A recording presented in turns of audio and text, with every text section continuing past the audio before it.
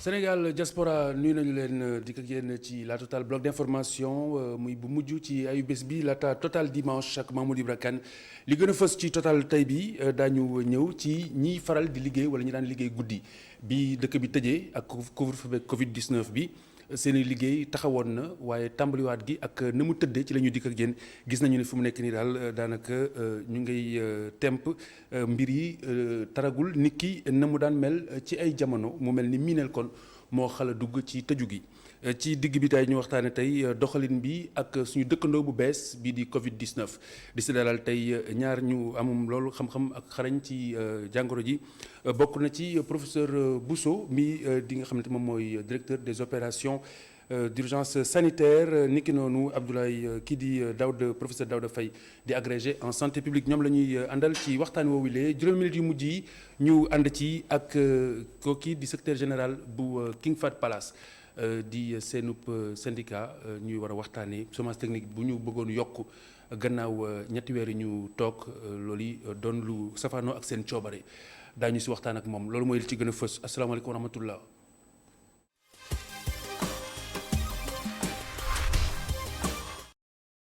commerçant yu Sandaga jox nañ leen àpp tey jii bu juróom-ñetti waxtu jotee ci guddi ku nekk ca wàll wa nga féete war nga bawoo ci bërëb ba nga ne ana loolu yi lu ko waral mooy coppite gi nga xamante ne nii nam nañ ko ca bërëb boobu li ngir waddal bâtiment bi waaj a daanu ci seen kaw ngir daal di koy defaraat muy bâtiment bu ci atum 1935 la ñu ko sanc ba nëgër ni ñoom nag la ñuy sàkku rawatina ñi nga xamante ne ñoom ñooy seen i dëkkandoo ñiy wër marché Sandaga ñoom sax ñooy sàkku ñu may leen ab diir ba tabaski ji weesu xëy na sax ñu war leen a mën a yëkki waaye mel na ne loolu ba fi ñuy wax ak yéen nañ daal jàppandeegul ndax app bi ma ndëgën ni tëbagul maam Abdou Gaye Kassé demoon na fa ànd seeg Moussa Fall.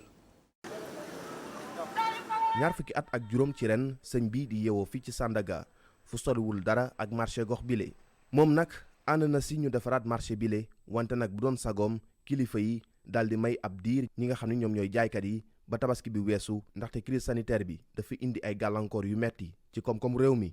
ba ñu ni tëj marché bi baax na de baax na mais ñu neneen baax na parce que ils ont des moyens am nañ neneen ils ont des problèmes ba ni am problème pour fay suñu location kër ga fay location fu ñuy jaayee bu ne ko man ni bàyyi fête bi passé ngir yàlla ma ne ni ñaan du bàyyi fête bi passé moi j'ai pas de parents là-bas je suis pas commerçant hein.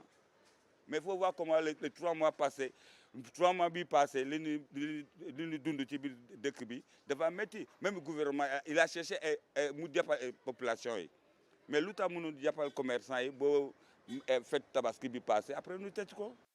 fu soriwul fii dara ñoo ngi fii ci wetu institut français ci restaurant bi nag soxna si dafa ñëw ngir daal di jënd li nga xam ni moom mooy sandwich moom itam day sàkku rek ñu bàyyi ñi nga xam ni ñoom ñooy jaaykat yi ba tabaski bi passé. Sandaga moom li ma ci gis dama gis ne ñoom ñu yërëm leen tuuti ñu bàyyi ba julli bi passé su ko defee na ñu mën a def li ñuy def ñu waxtaan waaw loolu mooy sama xalaat parce que comme ñoom dañoo ñëw pour ut après ñu muñal leen daal ndax dañoo ñëw pour xoslu taqale voilà. sëñ bi moo ngi yeewoo ci kër gi nga xam ni ñoo ngi ko tabax ci wetu tali bi moom milee dafa ànd ak commerçant yi nga xam ni dañoo jàpp ni laata ñu leen fi jëlee dañ leen war a wax ndax su marché bi noppee dina mën a jotaat seen cantine wala déet. man daal su ma sañoon ñu bàyyi leen ba tabaski pour ñu continuer seeni activité parce que Sandaga gi moom baax na fi trop parce que nekk na loo xamante ne nii daal marché boo xamante ne nii daal baax na fi trop mais nag comme dañuy defaraat bon nañu waxtaan négocier rek. ñu bàyyi leen ba tabaski passé parce que comme ñoom dañ leen fiy jëlee ñoom bala ñu leen fiy jëlee war nañu am ak ñoom contrat boo xamante ne nii ñoom bu ñu baree pour que di dinañu mën a jotaat seen place parce que daa mel ni loolu moo leen fi tënk ba léegi amaguñu lu leer mais donc bu ñu amee lu leer xëy na dinañ mën a dem centre de course bu ñu retourné waatee après ñu mën a jëlaat seen place. ñu créé ko depuis 1935 marché Sandaga ay génération yu bëri jaar nañ fi tëj bi nga xam ne nag yàgg nañ koo xaar ci àjjuma ji si ngoon lañ koy matal.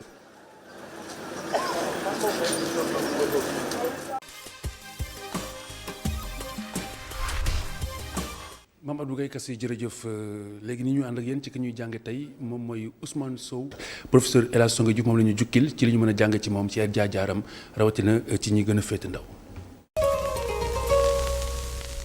suñu ganub tey bi mu ngi génn àdduna ñeenti at yi nga xam ne moom la ñu weesu booba nag mu ngi am juróom-ñetti fukki at ak benn kooku loolu mu ngi amoon ci 1er décembre atum 2016 fii ci Ndakaaru kooku di nga xam ne mooy yettkat bi artiste bi nga xam ne àdduna bi yëpp xam nañ ko yàgg di ko sarbal te di ko sàggal moom it kooku nag dawul keneen ku dul doomi réew mi tudd Ousmane Sow Ousmane Sow mu mel ni dafa mel ni bitim réew sax lañ ko gën a xamee ni fii nga xam ne ñun ñoo ko meññ waaye xereñteefam ci wàllu yett googu ak ci wàllu aar tax na àdduna bi yëpp ni ñu ko waxee daal di ko màggal njàngale mi ci gën a rëy bokk na ci li ne moom Ousmane Sow moom mu ngi newoon li ñuy wooyee kinésithérapeute maanaam ñooñu nga xam ne ci wàllu yax ak dàmp ak yaram doomu aadama loolu la njëkk a jàng waaye gannaaw ba nga xam ne waajuram ba tudd Mokhtar Sow dafa mel ni ci lim loolu la doon yëngu mu royee ca moom ba tax wax dëgg yàlla mu bàyyi métier am kinésithérapeute boobee daal di féetoo rek li nga xam ne moom ak yett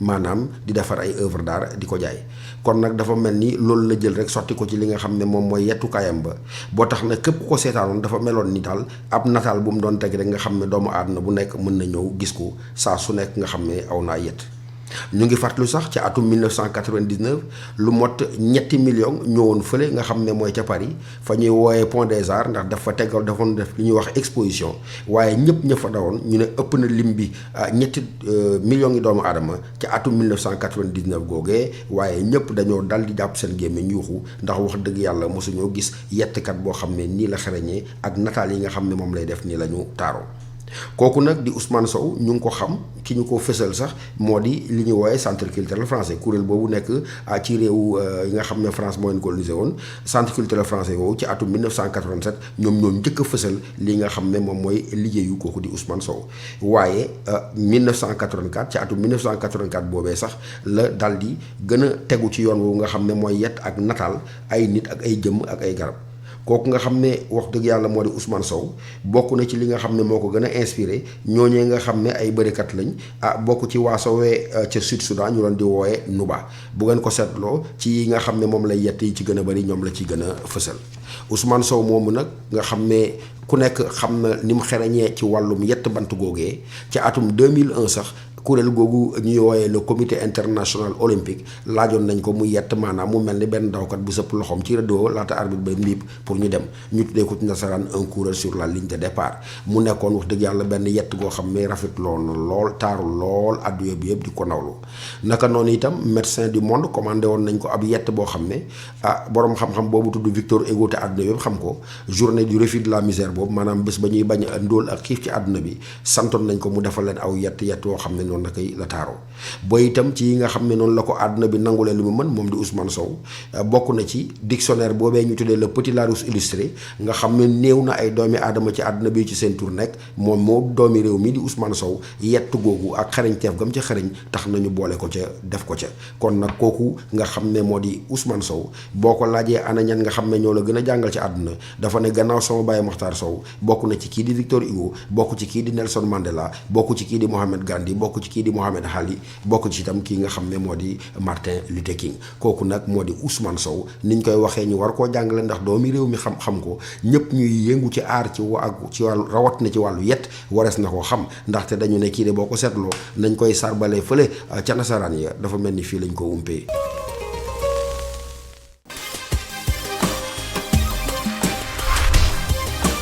dama dem kay salaamaaleykum. maaleykum salaam. dañu dem ba Kolda wala ñu dellu seen Ndakaaru. jóge Kolda parce que moom waxambaane bi ñuy waxtaanee Kolda la bàyyeekoo. tout à fait Mamadou Camara. mais mi ngi fii Colobane. fanweeri at la nekk ci maquette bi gannaaw bi mu uteem xëy ba tàyyi fa mu fekk baax amu ko. ñu dem seetaan ko ñëwaat. Mama Khadija Baye Massa Dione Massa Dione Massa Dione. mu ngi tudd Mamadou Camara toll ci fanweeri at ak lu teg bàyyi ko ca Kolda ginnaaw bi nga xamee ni papi mi comme ni ñu koy woowee bokkee ci famille boo xam ne seen loxo jotul seen ginnaaw mu am ndaw gu metti loolu ak waajuram gimmi xàmmee bëgg a faj naqar tax ba Mamadou gàddaay ñëw fii ci Dakar ngir daan dooleem. maquette man la maa ngi fii Colobane laay xëy si yor fi sama place di jaay ay dàll yàgg na cela fait maintenant depuis 2003 2004 waaw yàgg na 2003 2004 ba tey ñi ngi fii bon ñi ngi sant yàlla yàlla ñuy suturaal boobu ba léegi waaw teewul des fois dañuy am beneen soxla ci biti dem dóor ko ñëwaat mais yàqaluñu dara aussi quoi. dundinu Maguette Man nag nekkul benn yoon lu yomb. li ci yombul moo ëpp li ci yomb quoi fóot daal laa njëkk a def da ngay ñëw di fóot ñu jox la 500 nga fóot benn peeru dàll comme que dàll bi nga fóot benn peeru dàll ñu jox la téeméer parce que dundinu Maguette Man laaj na patience bu bëri aussi li mu laaj bëri parce que boo mënul muñ rek doo mën a nekk si Maguette bi parce que déjà jikko yu bokkul yi dajaloo fii d'abord il faut que nga xam ni ngay dundee ak nit ñi ba pare moo jiitu dundin mi moo jiitu parce que boo ñëwee si Maguette bi da ngay respecter ñëpp d'abord pour ñu mën la accepter d'abord ku nekk ak sa jikko ku nekk ak say humeur ku nekk ak say façon de voir façon de vivre.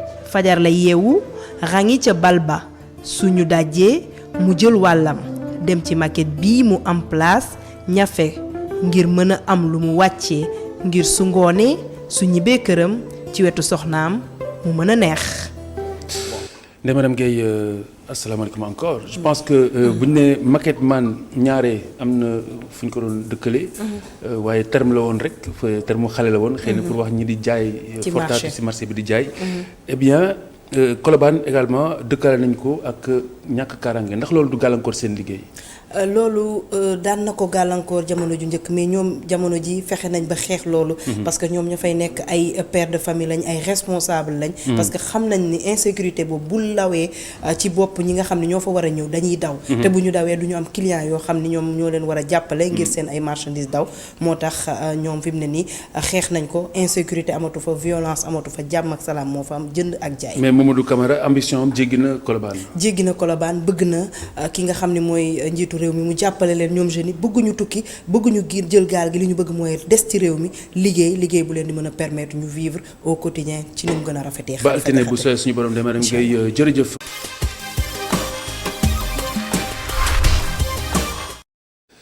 jërë ngeen jëf mbokk yi ñu ànd ak yéen ci digg bi waxtaan ci suñu dëkkandoo bi di coronavirus warees na ko wala mënees na ko oowe nii ndax gis nañu ne jamono ji dogal bi ñu jël mooy ñu fexe nu ñu dund ak moom ba duñu loru ci yeneen i wàll ñu war si ànd tey ak docteur Abdoulaye Bousso directeur des opérations d'urgence sanitaire ak professeur Daouda Faye di agrégé en santé publique kon samay gan nuyu naa leen tàmbali ak docteur Bousso docteur du ma la wax nga defaat bilan bi nga defaat xayma bi waaye bi ñu génnee ci phase bi nga xamante ni mooy phase de semi confinement bi ñu lever mbooleem restriction yi yow en tant que professionnel ci poste bi nga occupé ban appréhension nga njëkk a am.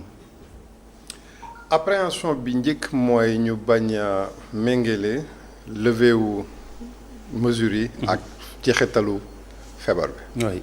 loolu mooy suñu appréhension parce que loolu lañ doon ragal et je pense sur une certaine mesure sax am na loo xam ne am na si c'est-à-dire dañu foog ni comme bàyyi nañ leen ñu circuler rek nu leen neex ñu def alors que non parce que gis nañ ni bi ñuy jël mesure yooyu li ñu amoon ci cas néewoon na trop ñu jël mesures yi bi ñu koy yëkkati aussi cas yi presque ñu wax ni mi ngi gën a yokk mais il faut yëkkati nañ ko et ñun aussi xam nañu comprendre nañu pourquoi ñu war ko yëkkati parce que am na yeneen aspects yoo xam ne war nañ ko jël en compte. Tout à fait. Maintenant après c'est ñu garder toujours les mesures. parce que feebar bi je pense que ñu ngi koy gën a xam léegi. et xam nañu naka la ñuy def ba nga xam ne du mun a tasaaroo bu am solo. et loolu mooy mesure barrière yi ñuy wax. et loolu nag la ñuy surtout ñaaxaat nit yi que il faut que ñu respecter ko parce que feebar baa ngi gën a law gis nañ ko chaque jour cas yi ñu ngi yokku. cas grave yi gis nañ ñu ngi yokku décès yi aussi mi ngi yokku. donc war nañ bàyyi xel ni fi mu nekk nii te ñun rek communauté bi ñu ñoo ko mën a téye parce que du nekkuñu ci étape boo xam ne. docteurs yi ñooy téye feebar bi. c'est-à-dire contamination bi wàllante bi. la ñu war a téye te wàllante bi nag mesure barrière rek moo ko mën a téye. te loolu ku nekk am nga ci responsabilité. docteur Daouda Faye bi ñu lever mesures yi yow sa appréciation bu njëkk lan la woon. oui en fait man dama am benn gis-gis bu yaatu. par rapport à sama spécialité santé publique du ma clinicien donc clinicien mooy ki nga xam ne day faj malade donc dafay patient benn nit la moom lay concentré wu di xool tandis que santé publique patient wu santé publique communauté bi la donc ñun bu ñuy analyser dañuy analyser ci communauté bi de façon holistique indi yeneen paramètres yoo xam ni peut-être cliniciens yi du ñu indi paramètres yooyu donc pour man li tax ñu teggi affaire yi man ci ñi nga xam ne dañ ci ànd sax man maa ngi ko doon wax ci ñi jëkk a théoriser apprendre à vivre avec le virus ci la bokk li pour ñëwaat ci sa question mën naa wax ne li tax ñu dindi loolu boo amee une gis-gis bu yaatu maanaam vision holistique mooy da ngay xam ne feebar bi mu ngi yàq ñaari yëf mu ngi yàq suñu système de santé bi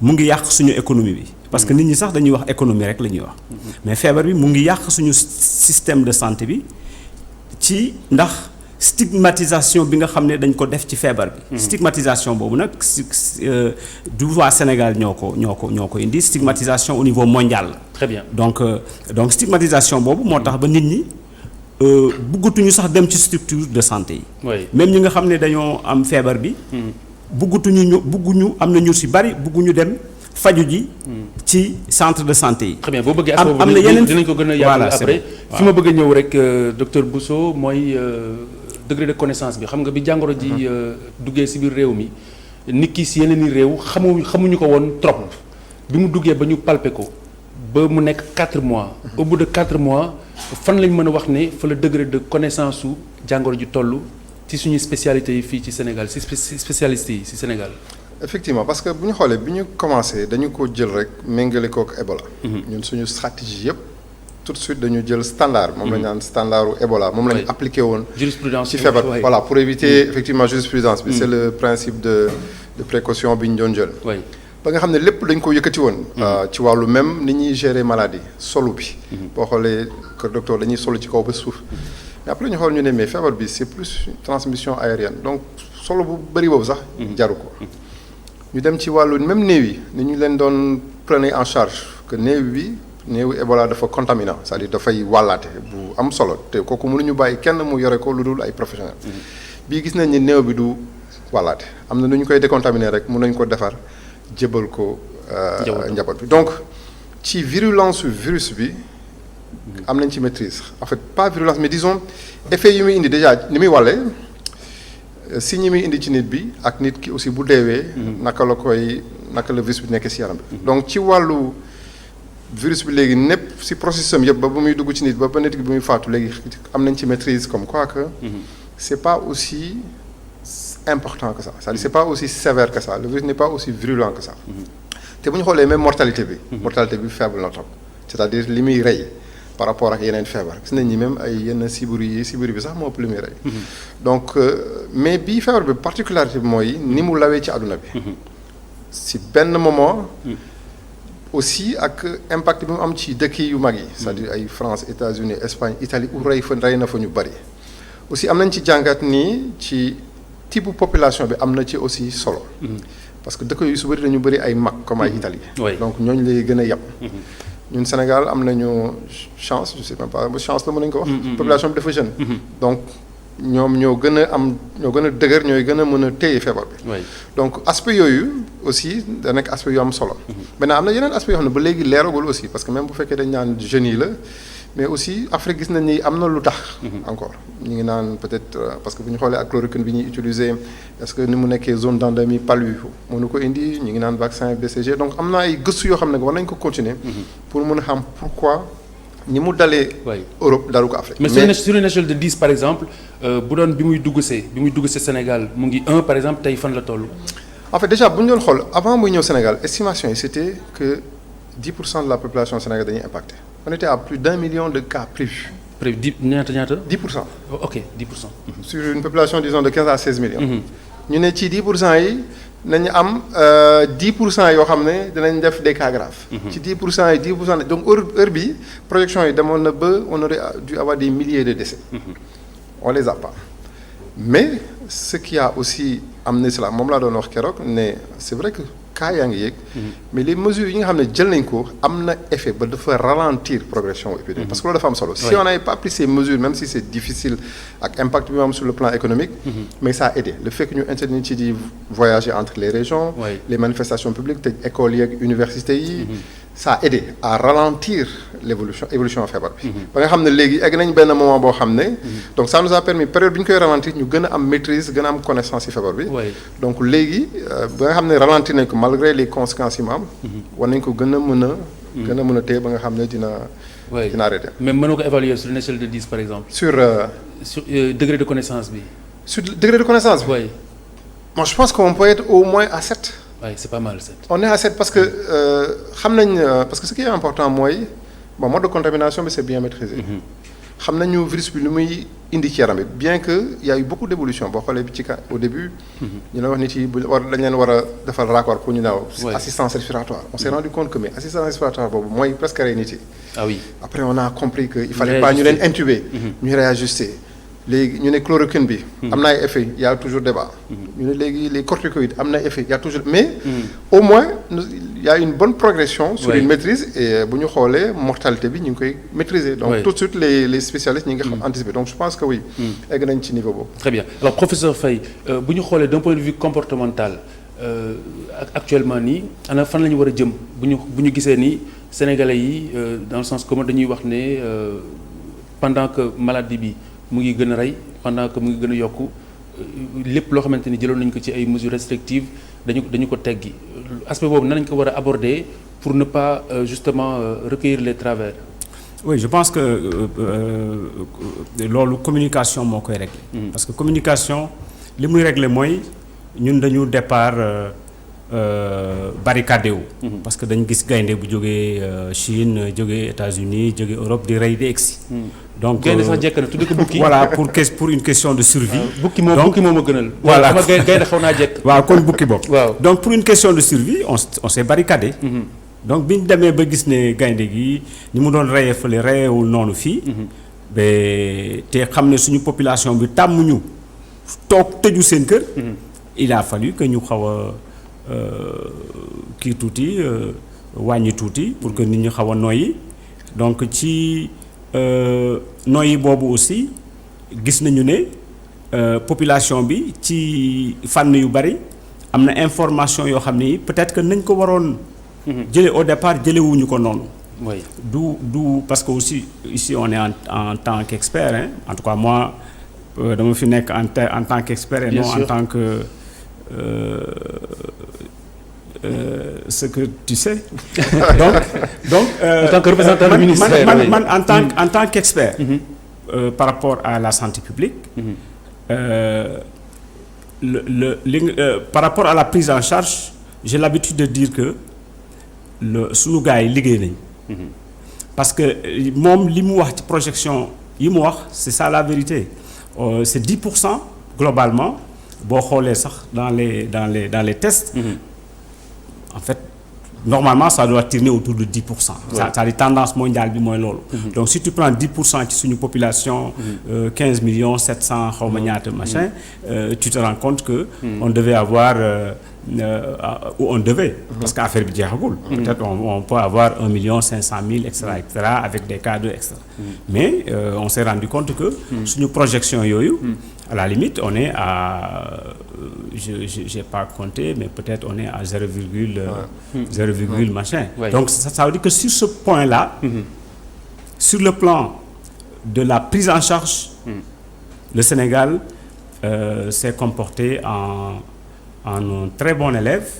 Et moi j'avais dit je pense avant-hier à iRadio que si je devais on m'a dit si tu devais donner une note tu donnes combien? J'avais dit je donnais 18.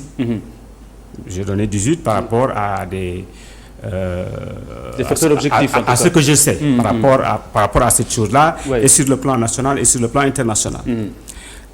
Pourquoi j'ai pas donné 20? J'ai pas donné 20 parce que au niveau de la bon yéen a ma ko laaj te jékki-jékki wu ma di pour que les prétentieux disent que le gars là donc yéen a ma laaj ba joxe sama note pourquoi joxe wu ma maximum parce que prévention bi. biñ ko démarré. ak ba léegi prévention bi pour man das na lu bari sax. pour man du stratégie bi nga xam ne moom la ñu waroon jël ci prévention bi du boobu la ñu jël. te ensuite importance bi ñu waroon jox prévention bi joxuñu ko ko. la preuve hein. mais pourquoi déjà. non. Parce que nos ministères, parce que c'est pas le Sénégal seulement, hein, c'est pas une spécificité sénégalaise, c'est une spécificité africaine à la limite mondiale. C'est-à-dire les ministères de santé dans les pays d'Afrique et même d'Europe, etc., mais surtout d'Afrique, duñu liggéey ci prévention. maanaam liggéeyuñu ci prévention. c'est-à-dire ñun ñëpp xam nañ ne prévention li ñu ci war a liggéeyuñu noonu. te ensuite prévention dafa bari ay stratégie. c'est-à-dire stratégie Ebola prise en fait stratégie prévention Ebola. ak stratégie prévention Covid du benn. parce que Ebola bi épidémie la. Ebola bi passé bi c'était localisé en Guinée et peut-être en RDC. RDC sori na mais c'était localisé par rapport à nos frontières en Guinée. c'est-à-dire mën nañ ko canaliser en mettant en place des méthodes préventives mais bii répartition bi c'est-à-dire c'est éparpillé fépp la. donc fépp la li nga xam ne mu ngi fépp ak li nga xam ne fii la nekk. stratégie de prévention yi du benn. c'est-à-dire stratégie de prévention bii nii. te nga xam ne moom la ñu waroon def au départ. defuñu ko au départ parce que c'est ça c'est pas une critique hein. mais c'est lié au fait que feebar bi kenn xamu ko. donc xamuñu feebar bi. donc li mu wax c'est vrai. comme xamuñu feebar bi. li ñu mënoon jël rek mooy. basé wu ci li ñu xam. mooy Ebola pour après on va corriger. moi je pense que c'est loolu ngeen def. mais pour man correction bi. par rapport à cette approche communautaire boo xam ne bi ñun ñu ngi koy wax depuis très longtemps. correction bi dafa yéex. mais parce que gis nga bu ñu appliqué woon. approche communautaire boobu. ak résultat yi nga xam ne dañ ko def au niveau de la prise en charge médicale. mais le Sénégal serait presque. le pays le plus important par rapport à cette. xam nga bu jëkkoon bi mbir di soog a tàmbali daa ngeen faral di wax surtout le professeur Seydi que xeex bi du xeex a paj. mais xeex a fàggu la. est-ce que tey jii loolu dafa changé wala ba tey ñu ngi ci biir. changé wul non ñu ngi ci ba léegi. très bien bu fekkente ne ni frontières yi ubbeeku na. bu ñu ubbee frontières yi nit ñi di ñëw bu jëkkoon. pour endiguer ko dañu tëjoon frontières yi léegi bu ñu ko tëjee demlante yi ak dikkalante yi di tàmbaliwaat si jamono jooju ban taxawaay la ñu war a am pour effectivement li nga xamante ni moom lañ jublu woon ci tëj bi bañ ñoo dab ci tijji bi. waaw loolu am solo la Iber bu ñu tijjee frontières yi. parce que effectivement bu ñu ko tijjee ñi si dinañ ñëw et man dama doon faral di wax ni ñu peut-être Sénégal ni mu farloo ci xeex bi. wóoruma ni dëkk yi ñu wër ñu ngi koy def. parce que xamante nañu gis nañ seen ay résultats. te gis nañu ay dëkk yoo xam ne résultats yi ñuy affiché publiquement suñu xel daf si tey. ah oui loolu moom lu ñu leer la. donc suñu crainte moo doon bu ñu tijjee frontières yi am ñoo xam bu ñu jógee parce que mën nañu yàq liggéey bi yëpp. donc réflexion bi am aujourd'hui et je pense c'est partout même dans les pays mooy kuy ñëw il faut nga def test.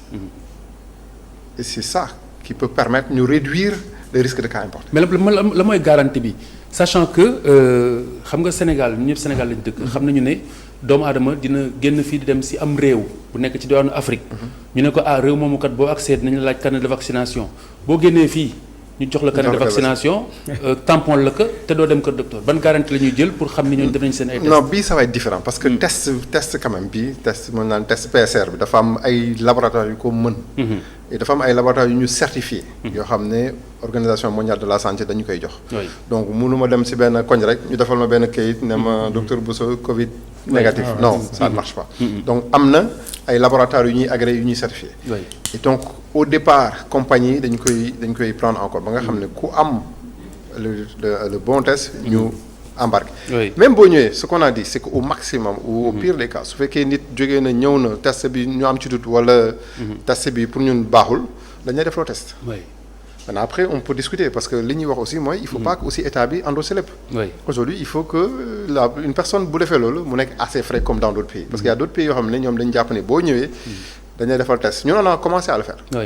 Mais mënul wéy parce que soo amee des comme on va au Sénégal bu ñu xoolee ci ngoon si ñetti compagnie bu ñu excès rek na am plus de 1500 personnes. kenn mënu leen tester. Et day surcharger suñu travail. Et ça nous coûte aussi cher pour le pays. Donc la solution c'est que les gens fassent le test avant ñu même si aussi c'est pas une garantie. Parce que bu ma la nee defal test bi une semaine avant ngay ñëw. jour bi ngay def test bi 2 jours après mën nga am feebar bi. wala boo defee test bi dugg Sénégal 2 jours mën nga am feebar bi. Donc il y a pas une garantie à 100%. Mais ça peut permettre. mu réduire le nombre de cas importés. Très bien. Voilà. Alors professeur loo xam si aspect boobu. ubbite frontières yi ak li ñu doon ragal est-ce que andigé bi ñu doon bëgg du am effet inverse. Moi je pense que ubbi frontières yi. ak ubbi école yi. ak ubbi marché yi. man pour man c'est ci même principe bi la. tu vois même principe bi la et je pense que comme ubbi bi il faut que mu am. parce que il faut que ñu protéger suñu économie ak suñu système de santé bi en même temps. Donc ubbi boobu il faut que mu am. Maintenant comme li mu wax sànq il faudrait que mu ay garanties accompagner ko. maanaam lépp lu ñu ubbi rek. il faut que ñu xool bi ñu ko ubbee. nan la ñuy fexee ba ubbi bi ñu ko ubbi mu am mu bañ a am en fait mu bañ a yokk feebar bi. Donc ça c'est des c'est des réflexions. yoo xam ni les gens ils doivent les faire beneen affaire bi mooy. li gën a am importance sax gis nga li gën a am importance. d'une manière très simple. mooy port généralisé de masques. c'est-à-dire waa Sénégal yëpp je dis waa Sénégal yëpp gis nga bu ñu soloon masque sérieusement chacun pendant 1 mois. ku nekk sol sa masque respecter même distanciation sociale sol masque. moo ëpp importance sol masque nag j'avais l'habitude de dire que da ngay nëbb sa gémmiñ nëbb sa bakkan. Donc boo defee loolu ñëpp def ko pendant 1 mois. on verra que feebar bi dina wàññeeku. D'abord donc affaire boobu xam nga yomb na mais lu yomb loolu nañu démarrer foofu. beneen affaire bi. mooy il faut que muy waa ministère de la santé. ñoom ñu xam ne feebar bi ñoom mënuñu ko régler. ñoom rek mënuñu ko régler. mën nañ mettre en place des moyens de prise en charge. moom la ñuy def ba réussir ci. maanaam di faj nit ñi ba réussir ci mais maanaam ci wàllu aar li nga ko laaj sànq. problème mu Sénégal ak problème mu monde bi yépp foofu la mooy problème mu prévention feebar bi. amul benn pays boo xam ne bii yaa ngi ci attaché importance di ci liggéey. liggéey bi ñuy faral di def. mooy paj mi. boo gisee ci débat au niveau international au niveau même national. ni ñuy wax ay artésimia ay chloroquine ay et cetera. Et donc médecins yi aussi ñoom médecins yi mooy pajkat yi. médecins infirmiers sages-femmes. ma profité ci aussi pour jaajëfal infirmiers yi ak sages-femmes yi. c'est-à-dire ñu remercier leen parce que ils sont importants dans le dispositif. Tout à fait. Donc ñoom ci wàllu prévention bi. j'ai l'habitude de dire que du ñoom ñoo koy jiite. approche communautaire du ñoom ñoo koy jiite. ñoom li ñu apporter. mooy message bi nga xam ne. moom la ñuy def. Très bien. Mais approche communautaire boobu au niveau mondial et partout on n'en parle pas. Très bien dinañ si ñëwaat léegi mais docteur li nga xamante ni bëgg naa aussi ñu évoquer parce que dina am importance ñu dégg ko quand même ci seen làmmiñ bi président Macky Sall yëkkatee mesures yi ñu bari dañu ne tiens léegi daf ñu bàyyeek suñu bopp ñeneen ñi jàpp ne koom-koom gi xëy na moom la ñu jiital ba def lu ñu méngool eh bien en tant que médecin ban taxawaay wala ban gis-gis nga mën a dalalee xelu nit ñi bu fekkente ni dina ko laaj parce que li ma wax léegi parallèle bi mooy pendant que yëkkat nañ mesures yi boo xoolee li ñuy wàññi si ay limu ñuy faatu dafay yokk. cas yi dafay yokk donc dafay xaw a mel ni lu yanu maanaa. est-ce que yanu na maanaa d'un point de vue objectif bu fekkente ne nii médecin mooy wax. waaw en fait ñun quelle que soit la situation dañ koy analyser. tout à l'heure ñu ngi wax par exemple pour école. pour ñun on ne s'oppose pas du ñu opposé wu ñu tijjee ko. du ñu opposé wu ñu ne nañ nit yi circuler. mais dañu am ay principes yoo xam ne du changer quel que soit niveau bi ñu toll. mooy les principes de base sur les mesures barrières ak stratégie yi ñu war a mettre en place. que ñu tëj nit yi que ñu bàyyi nit yi circuler c'est la même chose. et ces principes sont valables na fii Sénégal États-Unis France fu ne.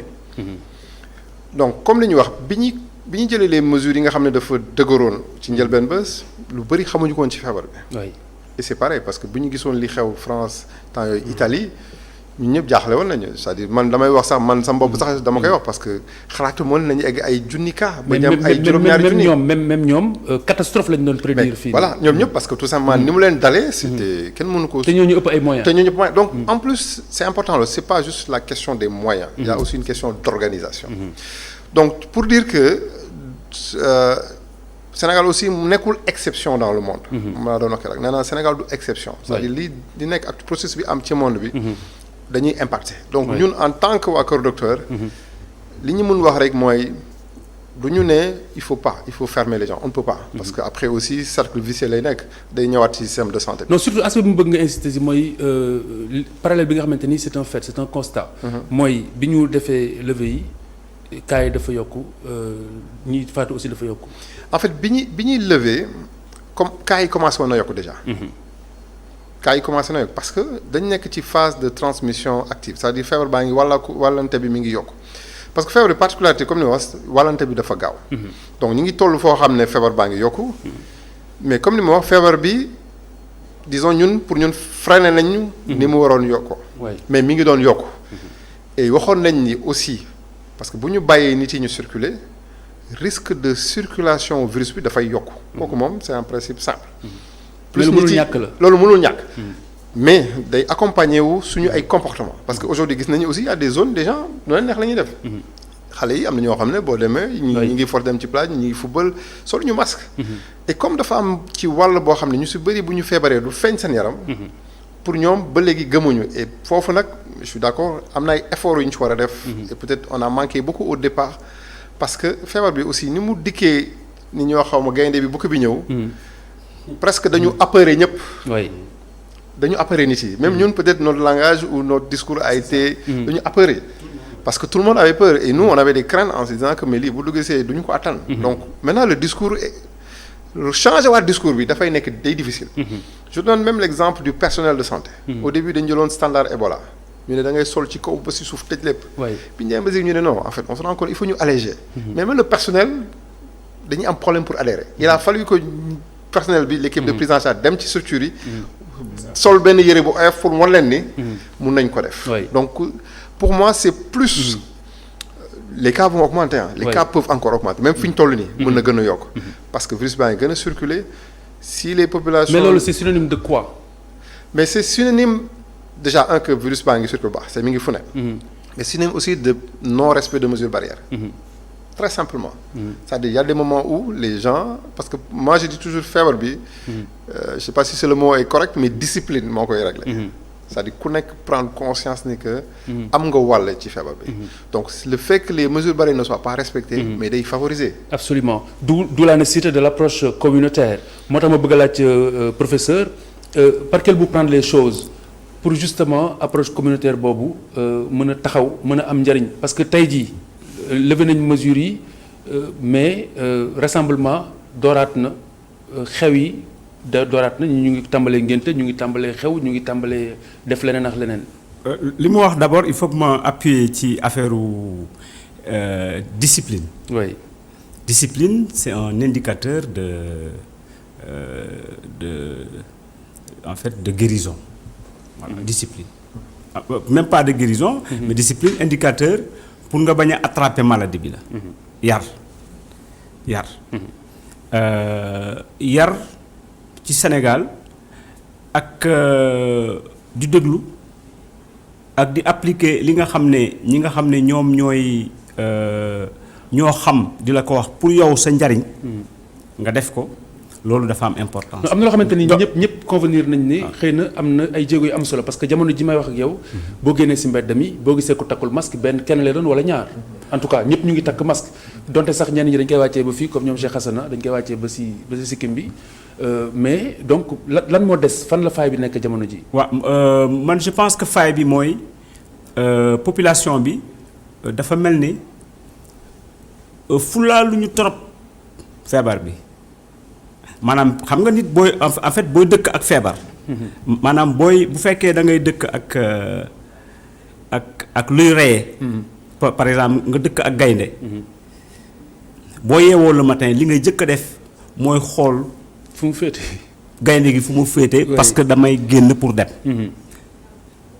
c'est-à-dire pas ñu tiit ci quoi pas ñu tiit pas ñu ragal mais parce que affaire bi jarul tiit jarul ragal parce que comportement rek la approche communautaire li tax ma ne c'est important parce que médecins yi ak le personnel de santé ak les autorités sanitaires c'est-à-dire à un moment donné population bi duñ leen déglu parce que tàmmuñu di leen dégg tàmmuñu di leen déglu communication bi en temps normal d'une manière officielle kiiwul fréquent wul donc actuellement li nga xam ne moom mooy approche communautaire mooy du ministère de la santé sax ñoom ñoo koy gérer.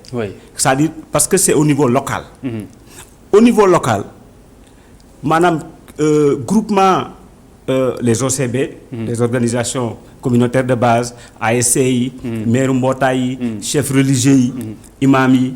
les chefs de village. les ASC. ASC en tant que agent de santé commune extra. donc ñoom ñëpp. ñu booloo ku nekk ci sa gox. ngeen xool. problème bi nan ngeen koy régler fexe ba seen gox. problème bi bañ fa am. très bien alors docteur loolu amorcé ngeen ko déjà même mandargaal ngeen ko sax ci point bilan bu mujj bi intégré ngeen communicateur traditionnel tey jii bu ñu koy intégré bu ñu koy évaluer lan la ñu war a gën a renforcer ci approche communautaire bi. je pense que c'est approche communautaire au niveau le plus décentralisé possible. Local, c'est-à-dire intégré jusque dans les quartiers. C'est vrai que souvent il y a eu de la communication am na information am na mais on doit aller plus dans la proximité. impliqué xam nga sa dëgg-dëgg jamono ji kenn mënul wax ni Sénégal même juste dans les profondeurs nit ñi xamuñu jàngoro ji xam nañu ko donc le message en soi est passé. maintenant nan la ñu war a taxawee bu ñu évaluer approche communautaire bi ngeen ko amorcé ba tey lan ngeen si nemmeeku ne xëy na moom moo si gën a doyadi. wala moom moo si gën a tumuranke. moom laa xam nga l'information est passée. mais après ban type d'information la ñu am. tout xam nga dëkk bi koo laaj xale yu ndaw yi sax mon plus petit danaan feebar bi la maladie est encore là. est-ce que la maladie fait que du ñu mën a génn parce que xam na donc ñëpp xam nañ ni. maladie bi am na. mais après quel est le niveau de. je peux même dire de connaissance de perception de la maladie. di nga gis koo xam ne da nekk ci kër maama mi ngi ci kër gi yaay mi ngi ci kër gi ay mag la ñu jeune la xam na ni feebar bi am na. mais pourquoi ce jeune là par exemple dina génn kër gi du sol masque mën a dem nekk ay groupe am il revient à la maison tranquillement il ne perçoit pas que. il devient un danger pour ay waajuram yu mu bàyyi ci kër gi. Et donc c'est pourquoi cette proximité à travers ces groupes de jeunes ASC donc c'est pourquoi initiative bu nawetaan Covid je pense qu'avec waa Grand Yoff professeur Djibi Diakhaté impliqué c'est important. Il faut ñu redescendre c'est-à-dire le fait d'avoir donné l'information c'est une chose. mais c'est l'appropriation de cette information l'analyse de cette information donc loolu dafa des parce que on se pose des questions ba léegi pourquoi ñenn ñi am yenn comportement yi alors li docteur li professeur junj léegi moom laa bëgg ñu jeex léegi ak yow xam nga sànq wax na lu jëm ci mbirum hôpitaux yi ak ñi nga xamante ni xëy na dematuñu wala ñi nga xamante sax ni nga ko waxee keroog dañuy feebar mais du ñu bëgg a dem parce que stigmatisation moo tax du ñu bëgg a dem mais tey dafa am des couches vulnérables mooy ñi am comorbidité ak ñi nga xamante ne ay mag lañu. ndax tey degré de maîtrise bi nga xamante ne am ngeen ko doy na kese pour mën a yiir ñooñu ci jàngoro ji. si parce que aujourd'hui c'est vrai que bi ñu tàmbalee population bi ragaloon na et je peux même dire personnel de santé bi aussi xawoon nañu am tuuti jaaxle. parce que dem nañ ba wàññi nañ sax suñu activité ñun ci hôpitaux yi en disant que ku am urgence rek na nga ñëw. donc. te bi ñu defee boo xoolee hôpitaux yi bu ñu jëlee hôpital Fann bi nga xam ne moom mooy hôpital bi ñu ci gën a ràññee moom mooy njëkkam centre mais service yi nga xam ne mooy faj mbas bi c'est un service à part c'est-à-dire àndul ak lenn ak yeneen service donc les soins si maladie chronique yi am dafay continuer. Et ça aussi si lañ nekk parce que ministre de la santé joxe na ndigal pour ñu mën a reprendre ces activités redonner encore confiance et ça aussi c'est benn aspect de communication la war a nekk. envers les populations. et du si ñooñu rek mais y a les enfants vaccination bi. fi mu nekk nii vaccination bi am nañ ci problème. donc li nit ñi war a comprendre mooy booy dugg hôpital leneen yóbbu la fa lu dul Covid 19 doo sax taxe wala nga laale wala nga jaar fa ñu jaar ndax jël nañ matukaay. doo fa jaar parce que gis nga actuellement ak ni dëkk bi mel ak ni jàngoro bi di wëree que nga nekk ci hôpital ba nga nekk ci marché ba nga nekk ci quartier ba nga nekk ci l'école bi le risque est le même. hôpital daal boo fay dugg. solo sa masque. comme ñëpp am ces mesures docteurs yi seet la xool la mën nga fa dugg. faju doo laal ko am ñëpp bokk ak feebar bi ak leneen. donc amul benn vraiment risque. alors professeur donc est-ce que fi mu nekk nii dañu war a jàppee jàngoro ji comme palu wala grippe comme bàyyi nañ lépp. non je pense que bàyyiwuñu lépp sax. quand je bàyyi nañ lépp mooy comme tëjoon nañu réew mi tëj nañu réew mi. mais loolu dañ ko boole. waaw ne ngeen appliquer. waaw les mesures barrières. waay tëj nañ lépp mais dañ ne tëj nañ waaye sol leen masque. soriantoo leen au moins 1 mètre et quelque. dee leen raxas seen loxo ak seen saabu. donc mesures barrières yi nga xam ne ñoo fi newoon. yow wax nga ko. du fi jóge tant que feebar bi jógewu fi. donc mais aussi feebar bi parce que comme li ma doon wax sànq yàqul suñu économie rek. mu ngi yàq suñu système de santé mooy li docteur jeexale léegi. donc comme mu ngi yàq suñu système de santé bi. di yàq suñu économie bi. donc ñun suñu liggéey mooy defaraat. très bien système de santé bi. très bien defaraat aussi suñu système. defaraat aussi suñu économie. très bien docteur kon mën nañu jeexal ci ponk boobu.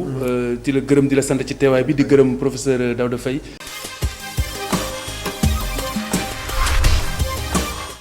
Suite de la totale comme d'habitude d'abord Coin Web avec Mamadou Diagne. Mamadou, bonsoir. Bonsoir Khalifa Diagne. La France a un nouveau Premier ministre. Effectivement. Emmanuel Macron a fait un remaniement. Beaucoup pensent qu'il cherche à s'évacuer, à sortir de l'ombre. Beaucoup disaient que Édouard Philippe faisait de l'ombre à Emmanuel Macron parce qu'il était souvent au devant de la scène en nommant Jean Castex comme Premier ministre. C'est quelqu'un d'assez discipliné, un bureaucrate accompli qui est au devant de la scène mais qui est assez discret. Très bien, et qui laissera le patron parler le plus souvent devant les caméras. Effectivement. L'Afrique qui a perdu 50 milliards de dollars dans le tourisme à cause du coronavirus. À cause du coronavirus. C'est l'Union africaine qui donne l'information, notamment à cause de la baisse du trafic aérien. Plusieurs compagnies aériennes ne pourront pas résister face à cette crise.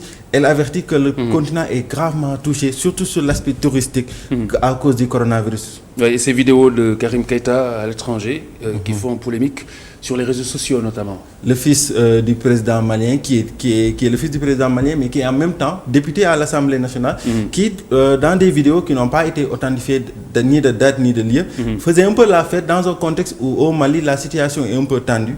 Donc ça pose problème dans le pays. Beaucoup disent qu'il gâche l'argent du contribuable. Dans une récente sortie sur les réseaux sociaux, il dit que toutes ces dépenses qu'il a réalisées ne sont pas l'argent du contribuable malien. Mais à prendre avec précaution, puisque vous l'avez dit, les vidéos n'ont pas été authentifiées. Voilà, les vidéos n'ont pas été authentifiées. Coronavirus toujours, Kim Jong-un se félicite du brillant succès de la Corée du Sud. Ce sont ses termes. Qui pour vérifier l'information? Ce sont ses propres termes. Ce sont ses propres termes. Selon les informations de la Corée du Nord, il n'y a aucun cas de coronavirus qui a été détecté là-bas. C'est un exploit. Donc, il se félicite de la gestion de la pandémie dans cette zone. Si on fait un peu la genèse de toutes les zones qui n'ont pas été touchées par le coronavirus, donc il y a la Corée du Nord, le Turkménistan et quelques îles Pacifiques. Donc, qui va vérifier cette information?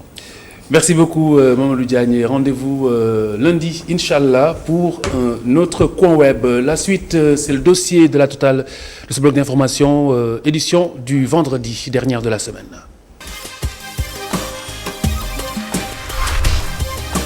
Reprise des activités et Dakar by Night. Ceux qui travaillent de nuit ont quelque peu déchanté, en tout cas pour l'heure. Les consommateurs, de façon générale, semblent s'être habitués, en effet, aux horaires du couvre-feu. C'est le constat de Barasso et Abdourahmane Ly que nous retrouvons juste après ce sujet. Il est minuit moins et une image vaut mieux que 1000 mots. 2 jours après la levée de l'état d'urgence et du couvre-feu, un fast-food ici à Pékin tourne à plein régime. les clients ne se font pas désirer. Grand bonheur du gérant qui fait tout de même la fine bouche. Les gens ne sont pas encore habitués à la levée de l'état d'urgence et du couvre-feu. Nous ne sommes qu'au 2e jour, même s'il y a quand même des clients qui viennent petit à petit. Il faut dire que ça fait très longtemps que la population est restée enfermée chez elle. Cela dit, nous restons ouverts en fonction de la présence des clients. Aujourd'hui, par exemple, nous allons sûrement rester ouverts jusqu'à 2 heures du matin. Et c'est très différent de ce que nous faisions avant, où nous pouvions ouvrir nos portes jusqu'à 4 heures du matin. Aujourd'hui, il nous est impossible de le faire, ou du moins pour le moment. Ce chauffeur de taxi, par contre, ne cache pas sa satisfaction. 23 ans qu'il exerce ce métier, jamais il n'a eu autant de problèmes à respecter ses engagements envers son employeur. C'est dans le fast-food de Habib qu'il prend son dîner. Ses angoisses dissipées, la tête tranquille. Nous achetons la même quantité de gasoil, mais là où le problème se pose est que pour avoir un versement à la fin de la journée, c'est très compliqué. Parfois, on a même peur de toucher à 1 franc de l'argent perçu durant la journée. Mais là, depuis 2 jours, tout se passe très bien, différent de la période de l'état d'urgence. Si ça continue comme ça, on pourra sortir de cette situation de manière effective. Un petit détour aux Almadies. Une ambiance de fête y règne. Des taxis ou autres véhicules particuliers en file indienne longent les restaurants des alentours. Nous avons tenté de piquer quelques mots aux responsables des lieux. Hélas, ils n'ont pas voulu piper mot ni sur la levée des restrictions, ni sur les impacts engendrés. Des boîtes de nuit sont naturellement fermées, des lieux de loisirs clos qui n'ont pas encore l'autorisation de rouvrir. Mais la musique est omniprésente. Sur le chemin du retour à hauteur de Sacré-Cœur, ces jeunes attirent notre attention. Il est presque 2 heures. Le couvre-feu n'a visiblement pas bouleversé leurs habitudes. Ils viennent prendre l'air sur les 2 voies jusque tard dans la nuit. Durant le couvre-feu, on était tout le temps chez nous. On faisait du thé avec les amis et on regardait certains matchs aussi, quoi. Oui, malgré le couvre-feu. On se regroupait entre potes comme d'habitude. Oui, l'habitude continue en quelque sorte. Avec nous, ça ne change pas. On est toujours entre amis, entre frères, on s'amuse et puis voilà, on papote, donc ça ne change pas. Là, on se permet de sortir à 7 heures, surtout en cette période de chaleur. Donc ça nous permet un peu de se détendre et de prendre de l'air et puis voilà. Tout le long de notre parcours, nous avons rencontré de rares noctambules. À se demander si les Sénégalais ne se seraient pas habitués aux horaires du couvre-feu. Abdourahmane Ly, bonsoir. Bonsoir Khalifa. Merci pour ce joli reportage. Alors vous avez bien suivi de très près cette levée des restrictions. Que retenir des toutes premières heures? Alors d'accord Khalifa, merci de me recevoir sur ce plateau-là. D'abord, j'aimerais qu'on s'arrête un peu sur le discours du président de la République qui dit de la même manière que nous ne devons pas, en tout cas, laisser nos vies et notre santé au virus. C'est de la même manière en fait qu'il ne faut pas qu'on laisse notre santé ainsi que notre vie économique au coronavirus. Donc raison pour laquelle par la suite, lorsqu'on a eu affaire, en tout cas, on a senti en tout cas un goût économique de la levée de restrictions. Donc raison pour laquelle nous avons voulu faire ce reportage avec en tout cas les populations ou bien les travailleurs de nuit. Par la suite, je me suis posé une question. Les questions que je me suis posées sont les suivantes. La question que je me suis posée est la suivante. Et quelles sont en tout cas cette partie de la population qui travaille la nuit, à part peut-être les taximens ou bien les gens qui travaillent dans les restaurants, ainsi de suite. Il s'est avéré que je n'ai pas eu une réponse plus large que cette partie ou bien ce nombre restreint de personnes. Donc, il y en a bien d'autres. Ah oui, normalement peut-être, mais je n'ai pas trouvé d'autres en tout cas. J'ai essayé de savoir en fait ce qu'il en était réellement.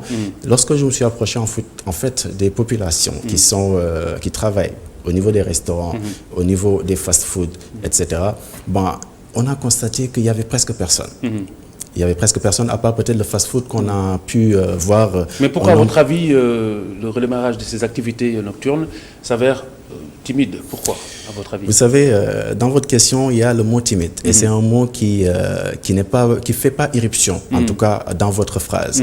Il a bien entendu son sens dans cette phrase. Pourquoi je le dis? Timide a un autre synonyme qui est subtil. Subtil qui est à peu près une personne, disons, qui éprouve en quelque sorte une façon bien habile de se comporter. En tout cas, qui se comporte d'une façon bien habile, pour être plus simple. Donc, les populations, il faut dire qu'ils font encore attention. Même s'il y a des spéculations de gauche à droite, la population fait encore attention.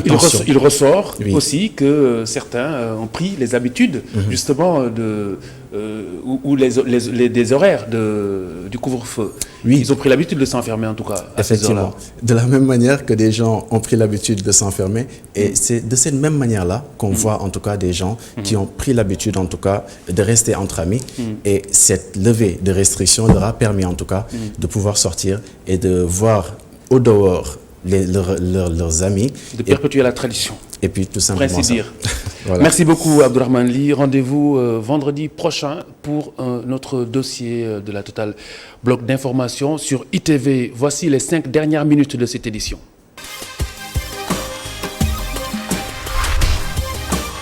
Les 5 dernières minutes ce soir, Véronique Ndour, elle est secrétaire générale du syndicat des travailleurs de King Fahd Palace. Bonsoir Madame Ndour. Bonsoir Khalifa.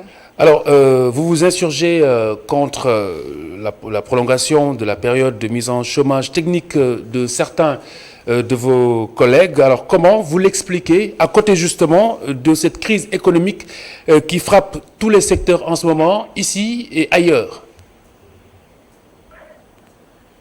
Merci Khalifa. Comme vous l'avez dit, cette pandémie, elle est là, elle existe jusqu'à présent.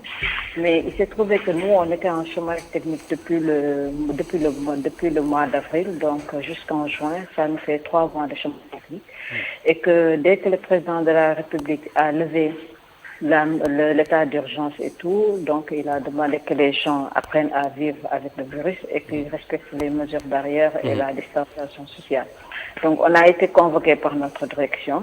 Oui. Et suite à cela, la réunion n'a pas abouti. Donc et après, ils nous ont dit qu'ils nous prolongent encore de 2 mois, nous qui étions en chômage technique de 3 mois. Pourquoi la réunion n'a-t-elle pas abouti? Il y a eu un problème avec le directeur d'exploitation et un de nos camarades. Donc, c'est lui-même qui a arrêté la réunion. Et altercation, donc, quand vous dites problème, c'est altercation? Pas altercation, c'est des échanges. Malentendus. Parce que là, c'est des échanges, c'est des malentendus. Donc, oui. Et je vous signale que le King Fahd n'a jamais fermé. Le King Fahd a toujours eu des clients. Et donc, suite à cela, il y a une partie du personnel, 118 employés qui étaient en service avec les clients qui étaient là-bas. Oui. Donc, nous, on était 177 employés qu'on a mis en chômage technique depuis 3 mois. Et donc, quand ils ont voulu prolonger encore 2 mois supplémentaires, on leur a dit non. Tous les employés sont à égale dignité. Au moins qu'ils laissent ceux qui étaient là pendant 3 mois qui puissent reprendre travailler, puisque ceux qui travaillent, ils ont 100%, et que nous qui étions en chômage technique, on a 70%. Ben justement, Véronique, est-ce crédible de dénoncer une absence d'équité pendant que le directeur de l'exploitation lui-même et certains chefs de département ont perçu en tout cas le même pourcentage que vos collègues qui ont été en chômage technique, selon lui, alors qu'ils ont travaillé, c'est toujours selon ces termes, à plein temps, pendant tout ce temps? Donc là, je dis que Khalifa, quand un directeur vous dit que moi j'ai 70%, imaginez s'il y a un salaire de 10 millions, il vous dit 70%. Quelle serait la proportion entre un employé qui a 80 000 francs et qui se retrouve avec 70% de salaire? Durant ces 70%, il y a des travailleurs qui n'ont même pas eu 60 000 francs de net. Oui. Parce que les salaires sont virés au niveau de la banque, donc il n'y a pas eu de report de prêt pour certains. Certains se retrouvent avec 60 000. Quand un directeur qui touche des millions, qui a 70% de son salaire, quelle est la proportion par rapport à un employé? En plus, quand ils disent qu'eux, ils sont tout le temps à l'hôtel, je suis désolée, eux, ils alternent.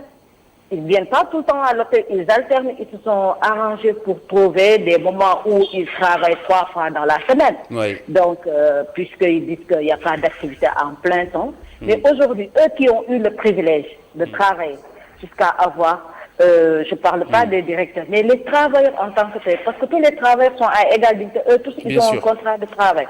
Mais vous ne pouvez pas privilégier une liste et que ce même directeur, qui est M. Pierre Beau, il dit que les gens qui ont été choisis, ce ne sont pas par compétence, mais par méritocratie. Et c'est extrêmement grave. Au lieu de choisir les gens par compétence, et quel est l'indicateur qu'ils ont utilisé? Bon, en même temps, s'il dit méritocratie, c'est le terme qu'il a utilisé, on peut bien entendre également compétence. Non, parce que là, quand il parle de méritocratie, là, il parle... C'est pour cela que je dis... Quelqu'un qui mérite de recouvrer son poste, c'est qu'il est certainement plus compétent. Non, quand il parle de méritocratie, parce que tous les postes, ceux qui sont dehors, ils occupent les mêmes postes que ceux qui sont à l'intérieur. Parce que si vous voyez l'hôtellerie, ça tourne 24 heures sur 24. Mais on est bien d'accord qu'occuper le même poste ne signifie pas forcément avoir les mêmes compétences. Oui, mais là, il parle il n'y a aucune objectivité par rapport à cette liste de méritocratie. Et lui, on y en a parlé. Oui. Il sait qu'il n'y a aucune objectivité. Les listes ont été choisies, eux, ils le savent. Après, c'est une parole contre une autre. Au plan économique maintenant, Véronique... Nous avons des preuves par rapport à ça. Alors, au plan économique, avez-vous justement des éléments objectifs qui vous permettent d'exiger la fin du chômage technique de certains de vos employés, vu toujours le contexte? Nous, on demande la fin de ces employés. Vous savez pourquoi? Parce qu'on a dit, on peut les alterner. Ceux qui ont eu à travailler pendant quelques temps peuvent aller se reposer et donner la chance aux autres d'avoir 100% de salaire. La pandémie est là, les clients sont là, et je vous dis, Khalifa, il y a les autres hôtels qui ont relancé l'activité. Eux tous, ils ont relancé l'activité. Vous les voyez dans Facebook, mais pourquoi KingFat refuse de relancer son activité? On a demandé de relancer l'économie. Donc, pourquoi vouloir garder 177 pères et mères de famille sans salaire en plus, je vous dis que c'est avec 50% qu'ils comptent payer ces gens-là. Avec 50% de salaire, il y a l'approche de la fête de Tabaski. Donc, votre proposition, c'est une rotation, en réalité? C'est une rotation. On demande l'allègement. Et bien, Khalifa, là où on a mis des travailleurs permanents, on laisse les apprentis travailler. Mais là, le code ne le permet pas. Le code ne le permet pas. Normalement, il faut donner la priorité aux gens qui sont embauchés, après les gens qui sont en contrat CDD, après. Mais vous ne pouvez pas mettre des gens qui étaient à l'hôtel depuis 91, vous les mettez de côté. Ces gens-là, vous ne pouvez pas leur parler des compétences parce que sans eux, l'hôtel n'allait pas exister. C'est eux qui ont bâti cet hôtel, c'est eux qui ont fait les fondements de cet hôtel. Merci beaucoup Véronique Ndour. Vous êtes la secrétaire générale du syndicat des travailleurs de KingFat Palace. Nous aurons sans doute donc la version de la direction générale sans doute lundi, en espérant que d'ici là, que vous trouviez une solution qui arrange toutes les deux parties. Merci d'avoir suivi. Dans quelques instants, vous retrouvez Malik Thiandoum, André Coronavirus. Quant à moi, je vous retrouve lundi pour une autre édition de la Total Bloc d'information. Total dimanche avec Mamoudi Brakan. Dimanche, Inch'Allah, à 19h sur ITV. Bonne soirée.